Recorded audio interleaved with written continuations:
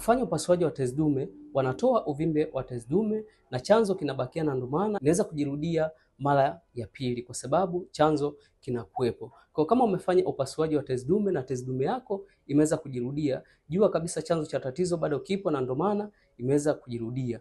Kwa hiyo kama unakutana na changamoto hii au umekutana na changamoto hii na bado inaendelea kukutesa, basi chukua namba zangu bio ili tuweze kuwasiliana na niweze kupatia suluhisho la kudumu ambalo itaenda kuondoa chanzo cha tatizo na kuweza kupona na kurudi katika hali yako ya kawaida.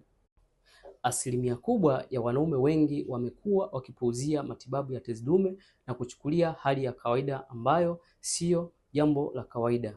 Kama unakutana na dalili hizi, basi ni vyema ukachukua hatua mapema ya kupata matibabu. Kama unakojoa mara kwa mara, hasa nyakati za usiku, unaweza kukojoa mara 3, mara 4 mpaka mara 9, lakini pressure ya mkojo inakuwa ni ndogo, vile vile mkojo hauruki kwenda mbali na mkojo unabaki ndani ya kibofu, lakini vile vile kuna wakati hamasa ya tendo la ndoa huwa inashuka. Kwa kama mwanaume ambaye unakutana na changamoto hizi, chukua namba zangu bio ili tuweze kuwasiliana na niweze kupatia suluhisho la kudumu.